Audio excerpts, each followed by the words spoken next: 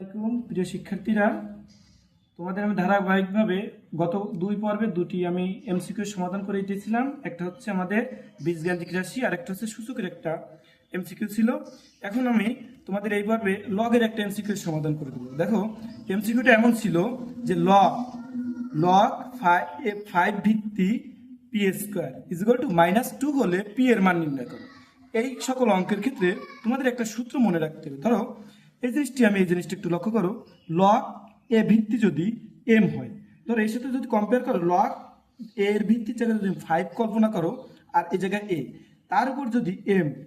Log এ ভিত্তি P square, log এ ভিত্তি P square, এই পি স্কোয়ারের যদি এম কল্পনা করো আর এই সাইডে যে ধ্রুবক বা যে পদটি থাকবে তাকে যদি তুমি ওয়াই কল্পনা করো, তাহলে আমার লগারিদমের নিয়ম অনুযায়ী এই যে পাওয়ারটা ছিল, অর্থাৎ ভিত্তির উপর যে পাওয়ারটা ছিল, সেই পাওয়ারটার মান হয় কেমন, এই বেজের যে বেজ যেটা ছিল তার উপরে পাওয়ার করলে যা হবে তা এর সমান। এখন আমরা এই অনুযায়ী, এই সূত্র অনুযায়ী আমি এটা লিখতে পারি। তাহলে বা লগ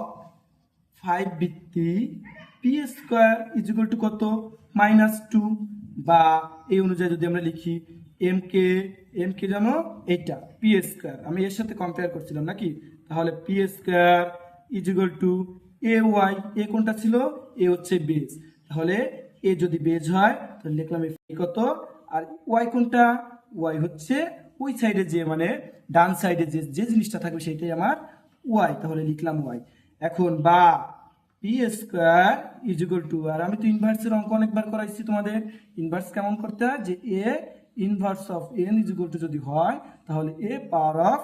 এন হয়, তাহলে সেক্ষেত্রে 1/5 তার স্কোয়ার এটা লেখা যায়। তাহলে বা P square is equal two 1/25 নাকি, তাহলে বা পি স্কোয়ারের পরিবর্তে আমার শুধু পি এর মান চাইছে, স্কোয়ারের মান তো চায় নাই, সেক্ষেত্রে আমরা পি সমান √1/25, দেখো 1 রে রুট করলে 1 হয় এবং 25 রে যদি রুট করা হয় 5 হয়, অতএব পি ইজ ইকুয়াল টু